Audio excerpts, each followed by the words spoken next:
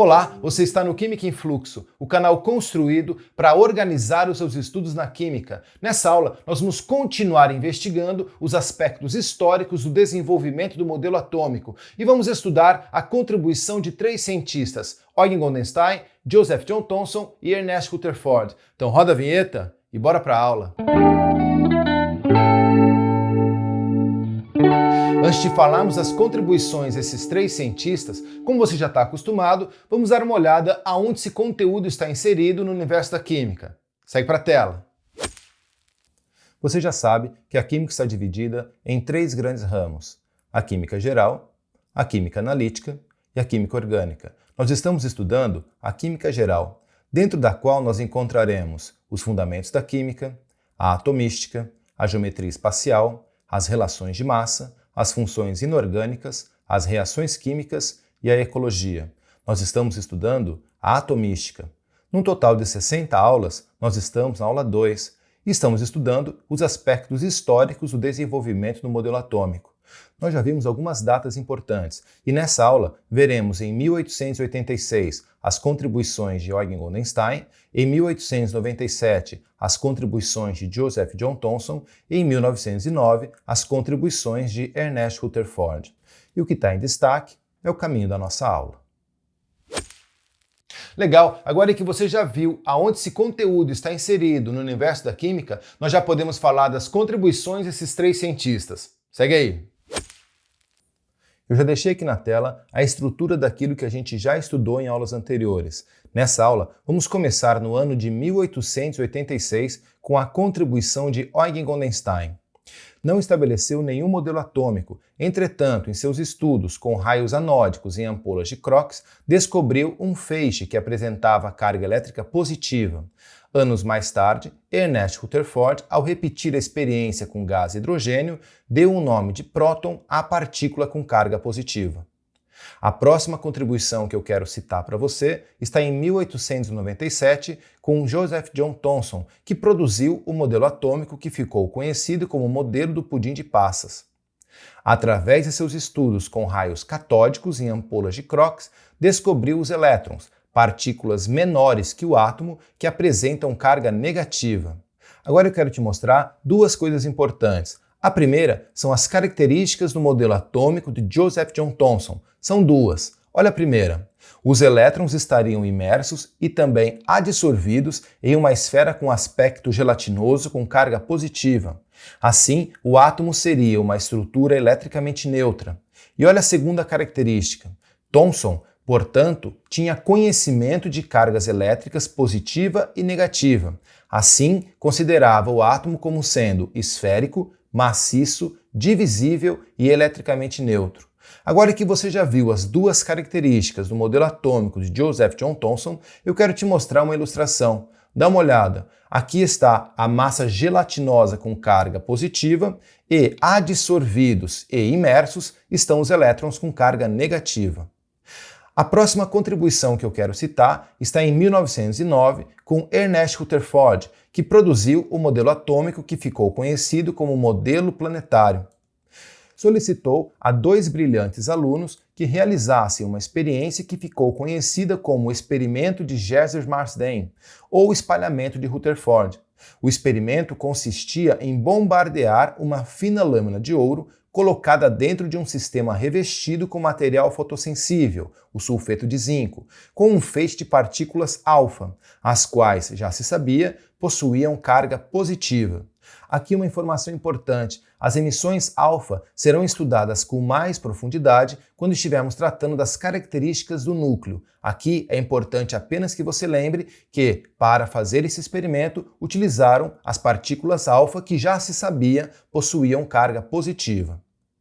Agora eu quero te falar de três aspectos importantes em relação ao modelo de Rutherford. Primeiro eu quero te falar de três observações e três conclusões às quais Rutherford chegou a partir do seu experimento. Olha a primeira observação.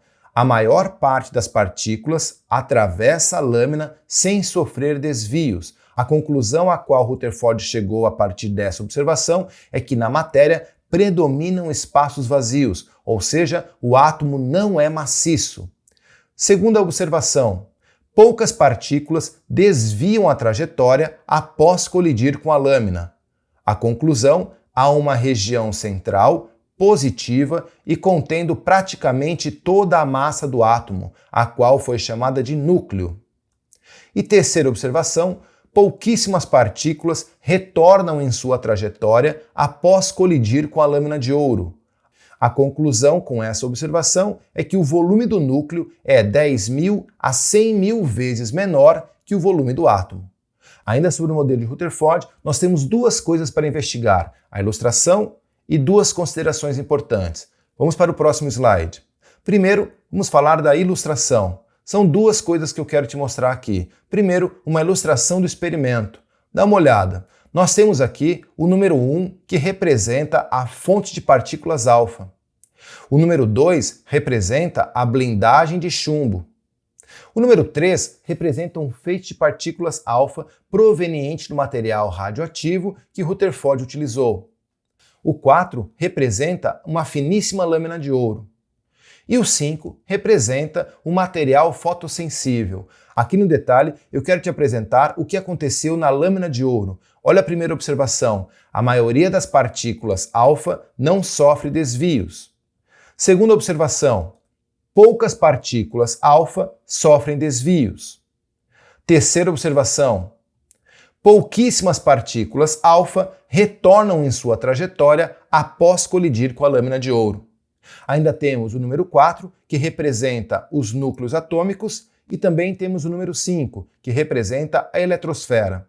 Agora que você já viu a ilustração do experimento, eu quero te mostrar a ilustração do modelo atômico. Nós temos aqui o número 1, que é o núcleo atômico, e o número 2, que é a eletrosfera. Agora que a gente já viu as ilustrações, tanto do experimento como do modelo atômico de Rutherford, eu quero te lembrar duas considerações importantes. A primeira: Rutherford não explicou como os elétrons estariam acomodados na eletrosfera. Ele apenas afirmou que o átomo tem duas regiões: o núcleo, contendo prótons, e a eletrosfera, contendo os elétrons, os quais estariam numa nuvem eletrônica. E a segunda consideração importante é que Rutherford não provou a existência de nêutrons no interior do núcleo. Ele apenas previu que deveria existir outra partícula nuclear que teria massa equivalente à massa do próton, mas que não apresentaria carga, sendo responsável pela diminuição das forças de repulsão formadas entre as cargas positivas dos prótons. Muito bem, organizar o raciocínio dessa forma sempre te ajuda a melhorar a sua compreensão sobre o assunto. Agora vamos fazer um exercício para você colocar na prática aquilo que você acabou de ver na teoria. Segue para o enunciado. Olha o enunciado. Com base no experimento que deu origem ao modelo atômico de Rutherford, preencha corretamente as lacunas abaixo, de maneira a deixar o parágrafo coerente e correto. Dá uma pausa agora no vídeo, tenta responder, que eu já volto com a correção. E aí, conseguiu responder? Vamos corrigir. O experimento que deu origem ao modelo atômico de Rutherford foi realizado por 2 de seus alunos e consistia no bombardeamento de uma fina lâmina de ouro, localizada no interior de um sistema revestido com material fotossensível por um feixe de partículas alfa, provenientes do elemento polônio. Ao observar o resultado dessa experiência, Rutherford chegou a 3 conclusões. A primeira foi que a matéria é predominantemente constituída por espaços vazios, uma vez que a maior parte das partículas atravessou a lâmina de ouro, sem sofrer nenhum desvio. A segunda conclusão foi que no átomo existe uma região central e positiva, a qual ele chamou de núcleo, na qual estaria encerrada praticamente toda a massa do átomo e na qual estariam localizados os prótons. A terceira conclusão foi que o núcleo deveria ser entre 10.000 e 100.000 vezes menor que o volume total do átomo, pois pouquíssimas partículas alfa retornaram em sua trajetória depois de colidir com a lâmina de ouro. Dessa maneira, Rutherford afirmou que o átomo não era maciço, e sim que ele era dividido em duas regiões, o núcleo e a eletrosfera. Muito bom, eu espero que você tenha compreendido bem cada uma das contribuições que nós estudamos nessa aula e tenha percebido que, embora Eugen Goldenstein não tenha produzido o modelo atômico, os seus estudos contribuíram e muito para o avanço da compreensão da estrutura da matéria. Mas, se você ficou com alguma dúvida e quer fazer uma pergunta, deixa ela aqui nos comentários. Na próxima aula, nós vamos continuar investigando os aspectos históricos do desenvolvimento do modelo atômico e vamos ver as contribuições de Niels Bohr. Não perca! E se você gostou dessa aula, não esquece de deixar teu like, inscreve-se aqui no canal e compartilha esse vídeo com seus amigos. Quer baixar o material dessa aula para poder estudar offline? O link do site do Química em Fluxo está aqui na descrição do vídeo. É isso aí, um forte abraço e até a próxima aula. Tchau!